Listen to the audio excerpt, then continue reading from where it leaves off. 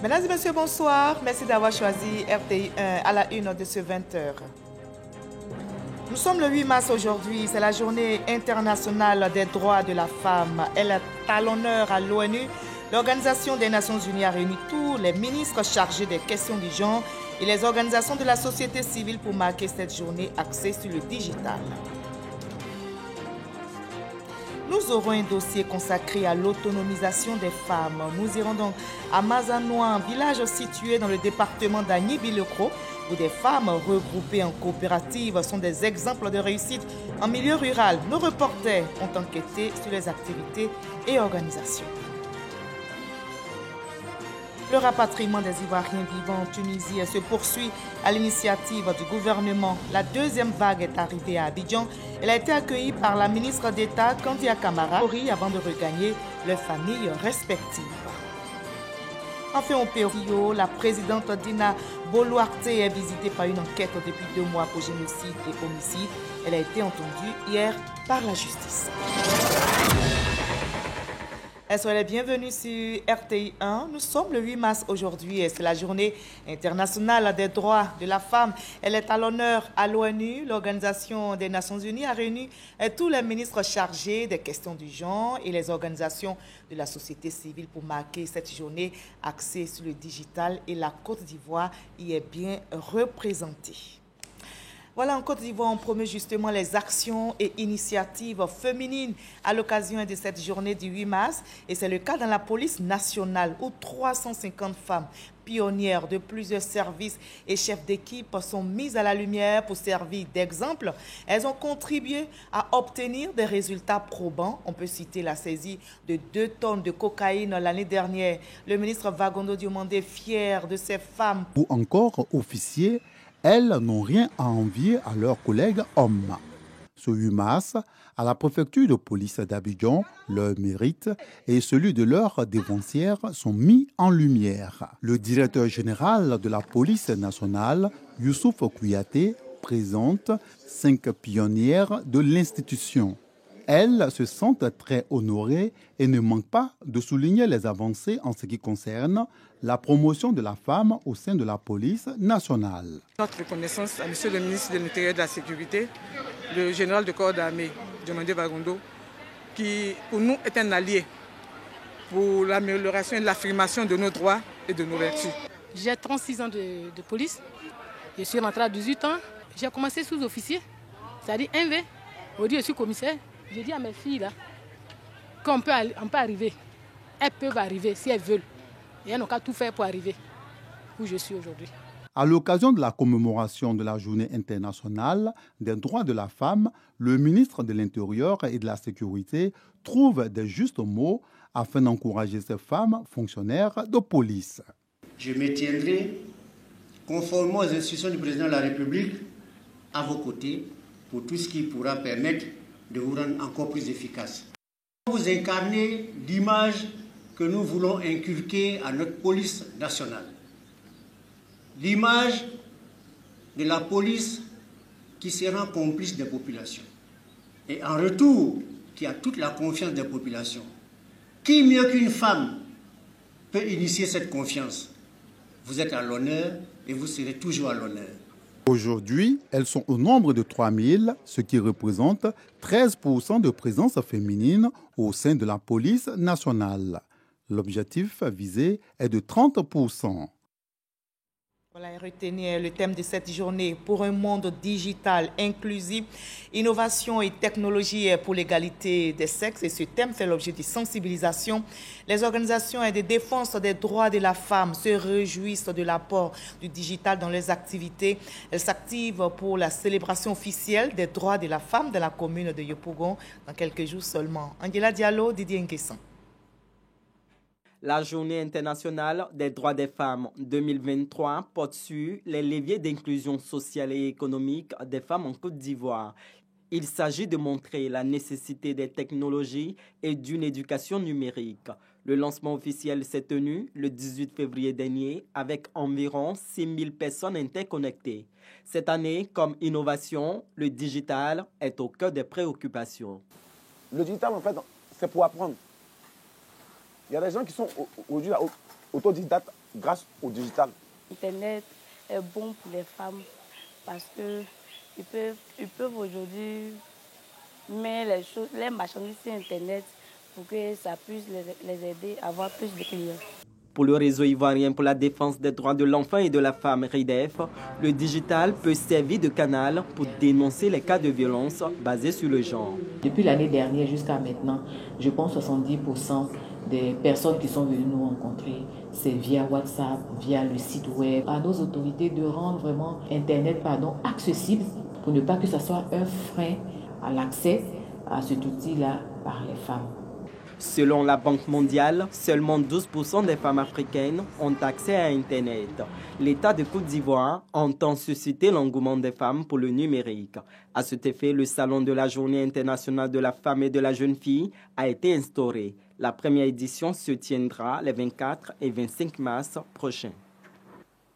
Et avant cela, les femmes de Yopougon sont déjà très actives, justement réunies ce 8 mars autour du président de l'Assemblée nationale, Adama Bictogo. Elles ont évoqué les questions liées aux droits de la femme, mais surtout le financement de projets pour l'autonomisation des femmes de Yopougon. Michel Digré. Je suis venu ici avec vous parce que je veux pour vous et avec vous, je veux que les femmes soient épanouies. L'autonomisation des femmes de Yopougon au cœur de la célébration de la Journée internationale de la femme. Les associations féminines de cette commune ont répondu massivement à l'appel d'Adama Bictogo qui a matérialisé ses promesses faites au cours de ses récentes tournées. Plusieurs femmes ont reçu des chèques pour des activités génératrices de revenus. Nous sommes venus pour soutenir le président, pour ce qu'il fait pour les femmes, pour ce qu'il fait pour les orphelins et les veuves.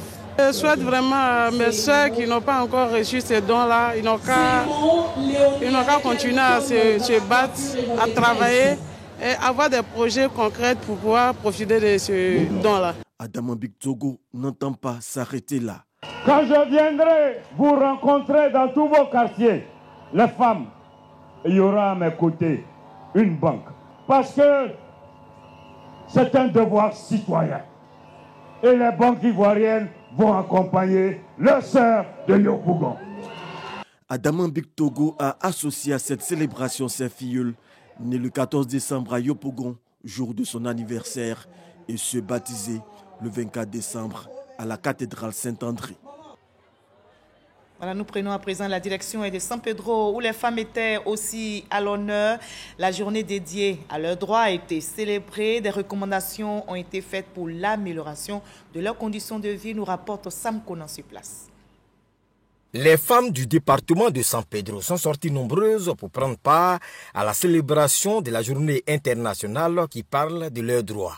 Une célébration marquée par des allocutions autour du thème « Innovation technologique et digitale, levier d'inclusion sociale et économique des femmes en Côte d'Ivoire ». À travers ce thème, l'État veut encourager les femmes à s'approprier surtout l'outil informatique et moderniser toutes leurs activités à travers la digitalisation. Très chères sœurs, travaillons donc et nous gagnerons les défis de l'Internet et du digital, au-delà de Facebook et TikTok que nous entretenons tous les jours. Occasion pour le préfet Ousmane Koulibaly de rendre hommage à plusieurs femmes leaders du département.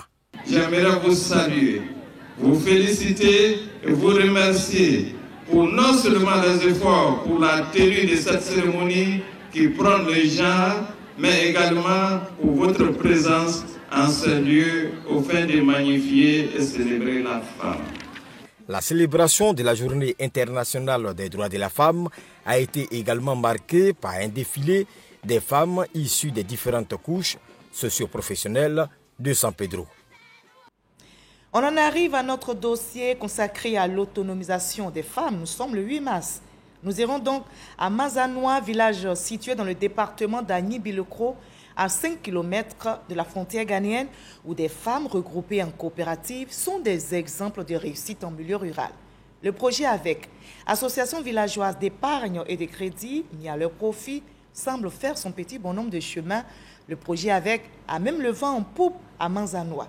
Quel est donc son impact? Quel est le bilan 4 ans après son démarrage? Élément de réponse avec notre reporter Victorine Yaouyouboui. Avant, là, je vois un petit abri. S'il y a un problème de l'argent, tu ne sais pas où tu vas gagner l'argent là, mais grâce à avec là, en tout cas madame, avec là, mon mari là, avant même, on ne se comprend pas, mais actuellement là, c'est bon. À Mazanoa, la situation d'Abiba n'est plus un cas isolé. Pour arriver à cette embellie économique que connaissent les femmes de Mazanoa, il a fallu dévoiler d'abord un secret de polichinelle. Il faut reconnaître qu'en milieu communautaire, les femmes sont marginalisées par leurs maris, les producteurs. En quelque sorte, quand on finit la récolte, les revenus reviennent uniquement au monsieur. Et la dame qui a aidé le monsieur dans les différentes plantations ne gagne rien. Ce constat étant fait en 2018, la société coopérative à Noisette des producteurs de Mazanoa Copaproman décide la même année d'adopter désormais l'approche genre dans sa gestion pour plus d'équité. Cette démarche sera soutenue par des organisations telles que Care International, 100 Weeks et des chocolatiers. Ainsi seront mises en place les AVEC, Association villageoise d'épargne et de crédit. L'AVEC permet aux différentes personnes dans ces différents groupes d'épargner et de prendre des prêts pour créer des activités génératrices de revenus. C'est dans ce sens-là qu'on a initié le projet pour leur permettre à ces femmes-là d'avoir des activités pour soutenir le monsieur dans les moments difficiles. Au total, plus de 300 femmes de Mazanoa et des villages environnants seront impactées par cette initiative. Grâce au prêt avec, plusieurs femmes comme Abiba ont pu étendre leurs activités. Et 20 gaz. Avant là, c'est pas beaucoup. J'ai commencé pour faire débrouiller. Quand avec venu là, il a gagné l'argent pour compléter. Donc avec là, ça m'a aidé beaucoup même. Au début, c'était pas facile. Mais après, avec les financements, j'ai payé mon deuxième congélateur. Et aujourd'hui, vraiment, je suis très heureuse. Dans mon magasin, j'arrive à m'occuper de mes enfants sans problème. Ayant compris la force de la solidarité, ces femmes initient des projets communautaires en plus de leurs activités individuelles. Un de ces projets a séduit de par son originalité et s'annonce prometteur. C'est la fabrication de savon à base de beurre et de poudre de cacao. Comme ici, on produit beaucoup le cacao. Ce n'est pas seulement faire du chocolat, mais nous aussi, nous voulons faire du savon à base de cacao. On s'est lancé dedans. Aujourd'hui, on voit que ça va. Nous fabriquons plus que 500 savons par semaine. Ce qui fait plus de 2000 savons produits par mois pour un chiffre d'affaires mensuel de plus de 700 000 francs CFA. Malgré le succès de la savonnerie, les femmes ne se reposent pas sur leur laurier. La preuve, depuis 7 mois, elles ont ouvert leur ferme de 3000 pondeuses. 70 plateaux d'œufs en moyenne sortent de ce volailler par jour. À cela, il faut ajouter le maraîcher qui tient également toutes ses promesses malgré la rareté de terres cultivables pour booster la production.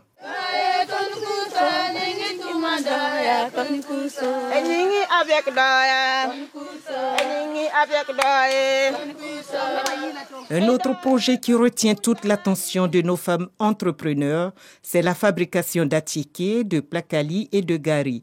Aujourd'hui, c'est en de véritables femmes d'affaires qu'elles gèrent leur commerce. Nous achetons des maniocs là. Si on a eu 10 sacs, on a 100 000 francs. On enlève les dépenses qui sont dedans. Ça peut rester au moins 50 000, 60 000 comme ça. On dépose cet argent dans notre caisse. Il y a d'autres femmes aussi qui viennent prendre des prêts avec nous.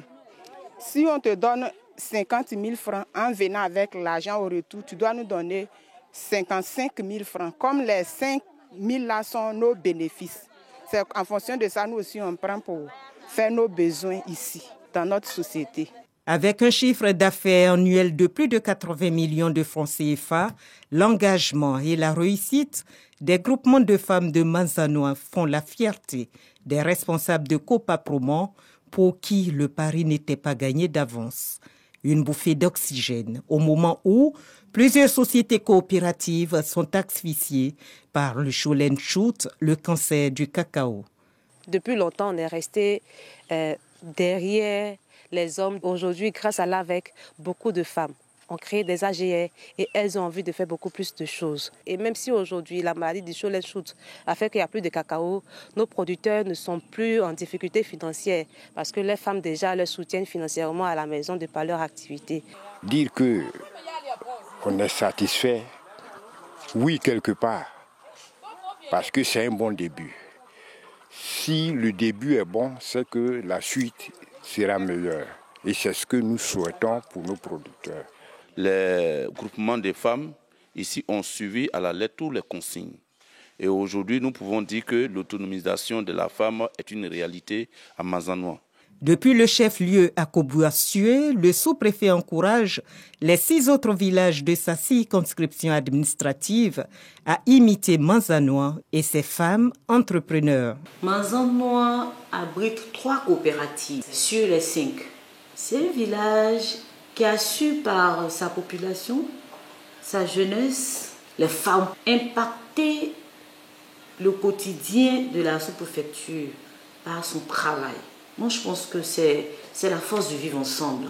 Ils ont compris qu'ensemble, ils pouvaient aller loin. Le défi actuel des femmes entrepreneurs de Manzanois, c'est booster et pérenniser leurs activités.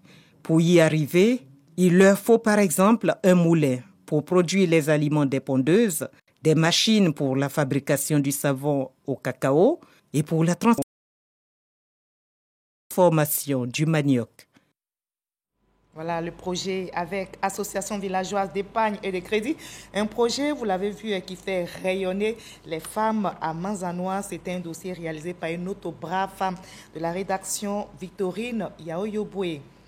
Et justement, ce 8 mars, la femme est à l'honneur à l'ONU. L'Organisation des Nations Unies a réuni tous les ministres chargés des questions du genre et les organisations de la société civile pour marquer cette journée axée sur le digital. Et la Côte d'Ivoire, notre pays, est bien représentée.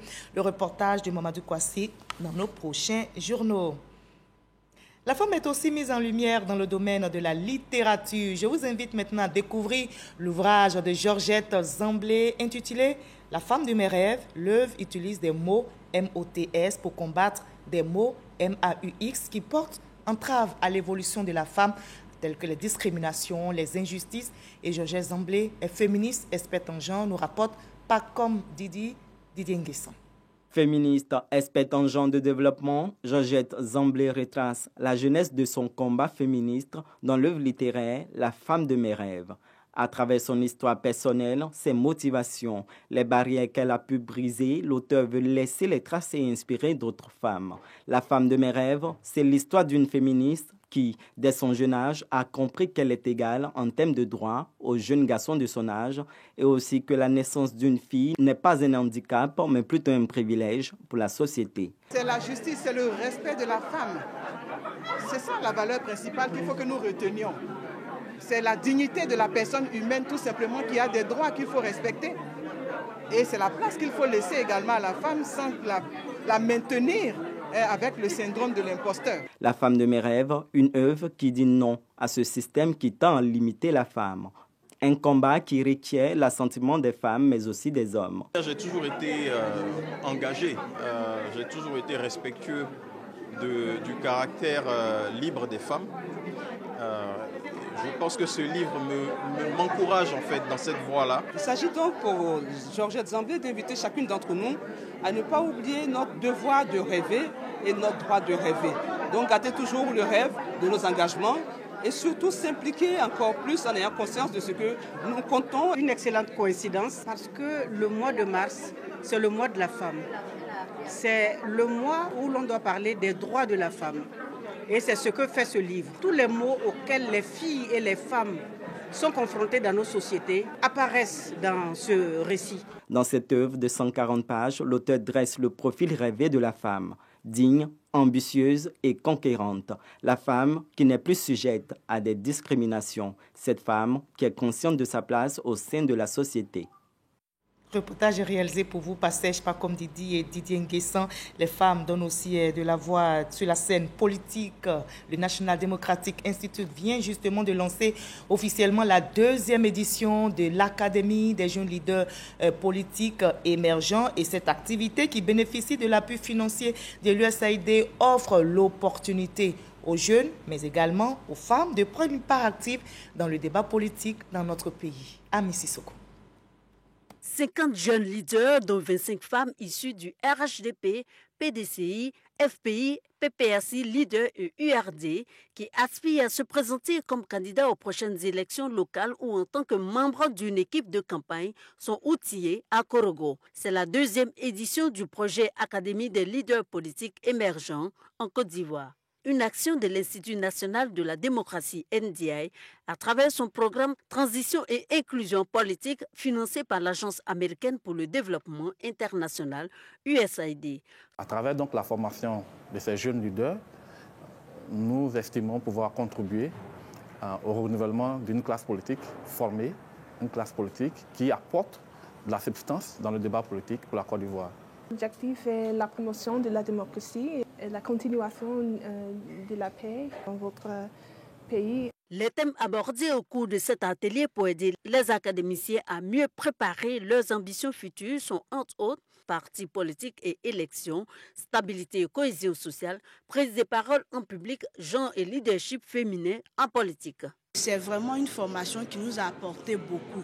Je voudrais vraiment rassurer les uns et les autres que nous, au sein du PPACI, je ferai de mon mieux pour aussi transmettre le savoir que j'ai eu ici à nos camarades. Il ne faut pas qu'on se braque sur le seul fait que ce soit les anciens qui doivent créer en fait, des conditions pour que nous soyons tellement à l'aise.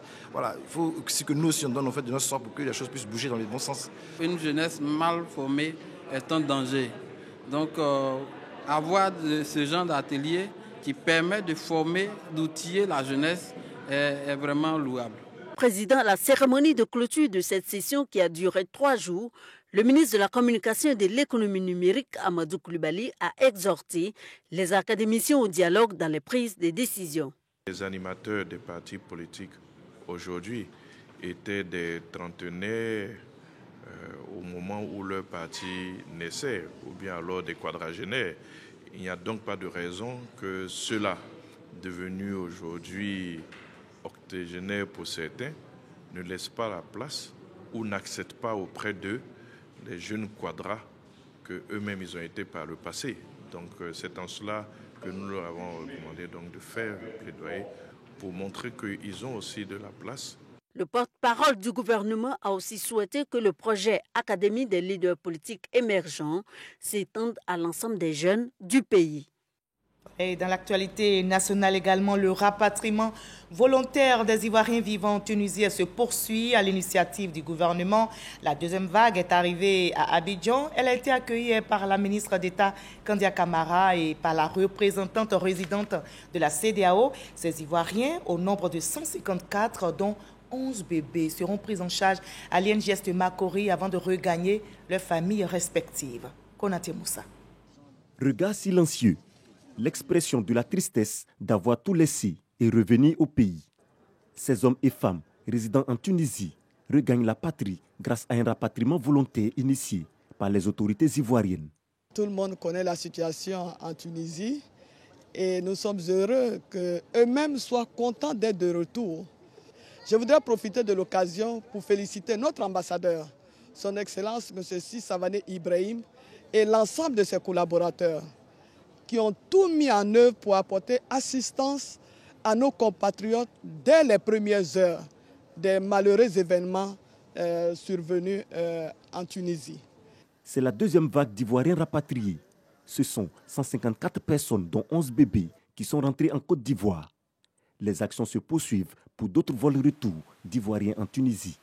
Nous avons une liste de plus de 1000 personnes qui se sont inscrites pour le retour volontaire chez eux en Côte d'Ivoire et tout est en train d'être mis en œuvre pour leur rapatriement. Et je voudrais aussi profiter pour exprimer notre gratitude à son Excellence M. Alassane Ouattara qui a dégagé les moyens pour que tous ceux qui le désirent puissent revenir chez eux.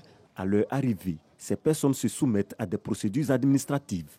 Elles bénéficient de prise en charge avec un séjour à l'INJS avant de rejoindre leurs familles respectives.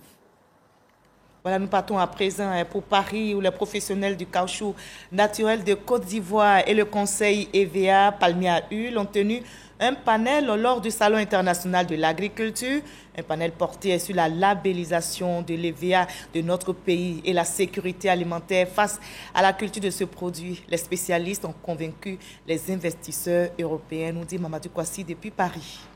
Avec une production annuelle de 1,3 million de tonnes, la Côte d'Ivoire se positionne comme premier pays producteur de caoutchouc naturel en Afrique et troisième dans le monde. Malgré cette production, des difficultés sont rencontrées dans la commercialisation. Au Salon international de l'agriculture de Paris, l'occasion a été donnée à la PROMAC, association de professionnels de caoutchouc naturel de Côte d'Ivoire, de présenter sa volonté de valoriser la production ivoirienne à travers un label. C'est un caoutchouc qui est reconnu être de bonne qualité. Il est temps maintenant que nous fassions connaître cette qualité dans le monde entier et que, par ricochet, nos petits producteurs obtiennent une meilleure rémunération du fruit de leur travail. Et c'est pour ça qu'aujourd'hui, nous parlons de labellisation du caoutchouc. On parle du caoutchouc ivoire. Pour y arriver, le gouvernement se fait garant à travers une politique de régulation du marché. Mais déjà, le conseil EVA Palmier à Huile met l'accent sur la transformation de la production locale. C'est d'offrir aux investisseurs des facilités fiscales. Alors, en termes de facilités fiscales, il s'agit d'exonération, mais il s'agit aussi de crédits d'impôt. L'exonération, vous importez votre matériel avec des taxes en moins, mais le crédit fiscal, lorsque vous avez investi, c'est l'État qui, à son tour, vous reverse l'argent. Cette mesure a porté son fruit et aujourd'hui, on a 15 nouvelles usines qui sont en construction qui vont nous permettre donc d'absorber toute la production de fonds de tasse. Le fonds de tasse, je vous dis, c'est la matière première à partir de laquelle donc, tout le travail d'usinage se fait. La PROMAC et le conseil EVA Palmier à Huile multiplient les rencontres bilatérales au cours de ce salon pour le bonheur de l'ensemble des producteurs d'EVA de Côte d'Ivoire. Voilà, et on reste en France où la Côte d'Ivoire a été honorée. Le chef d'état-major général de l'armée, le général Lassina Doumbia, vient d'être décoré par l'armée française. Il a été élevé au grade de commandeur de la Légion d'honneur de la France, un titre honorifique qu'il reçoit pour sa politique de transformation structurelle de l'armée ivoirienne. On retrouve Mamadou Kwasi. Général de corps d'armée Lassina Doumbia, au nom du président de la République, nous vous remettons la distinction de commandeur de la Légion d'honneur. Et c'est fait. Le chef d'état-major général des armées de Côte d'Ivoire rentre officiellement dans le cercle très restreint de cette distinction honorifique de France. Le général de corps d'armée Lassina Doumbia reçoit cette médaille pour ses efforts dans la transformation structurelle de l'armée ivoirienne, mais aussi pour les missions de sécurisation de la paix dans la sous-région. En lui remettant la médaille, le chef d'état-major français a salué la qualité de la coopération entre les deux armées. Ça illustre concrètement les relations très très fortes d'amitié entre nos deux pays, mais aussi les relations de fraternité d'armes entre nos deux armées. C'est aussi, je pense, un vrai acteur de la sécurité en Afrique. Il sait que la Côte d'Ivoire a une responsabilité à jouer, il prépare son armée à faire ça. Et c'est aussi un acteur important de la relation entre nos deux armées, une relation qui est très très forte, avec une vraie vision commune, une vraie volonté d'avancer. Le général de corps d'armée Lassina Doumbia a dédié cette distinction au chef de l'État, le président de la République Alassane Ouattara. Il soutient que les résultats obtenus sur le terrain sont le fruit de la convergence entre la volonté politique et les exigences sécuritaires. Le chef d'état-major général des armées de Côte d'Ivoire réitère son engagement à poursuivre l'œuvre de transformation en cours, tout en s'appuyant sur la coopération avec l'armée française. Ce qui est célébré ici, c'est l'action qui est menée à la tête des forces armées ivoiriennes et surtout la transformation qualitative que tous les observateurs s'accordent à reconnaître face aux défis que nous avons. Nous restons persuadés qu'en nous appuyant sur des armées plus anciennes, avec des expertises beaucoup plus avérées, nous ne pourrons qu'améliorer les capacités des forces armées de Côte d'Ivoire. La Légion d'honneur est la plus haute décoration honorifique de France, créée en 1802 par Napoléon Bonaparte. À ce jour, ils sont 79 000 récipiendaires, tous grades confondus. Voilà, et on termine par le Pérou. 3 mois exactement après la destitution de l'ancien président Pedro Castillo, la présidente Dina Boluarte est visitée par une enquête depuis 2 mois pour génocide et homicide. En décembre puis en janvier dernier, la répression des manifestations anti-gouvernementales a tué 48 civils et fait plusieurs centaines de blessés. La présidente Dina Boluarte a été entendue hier par la justice. Et point final de ce 20h. Merci à vous tous de nous avoir suivis. Continuons de promouvoir les droits de la femme. Très belle célébration de la journée internationale à toutes les femmes qui suivent RTI1. Je vous retrouve demain avec le même plaisir, le même bonheur, sur la même chaîne et sur ce même plan.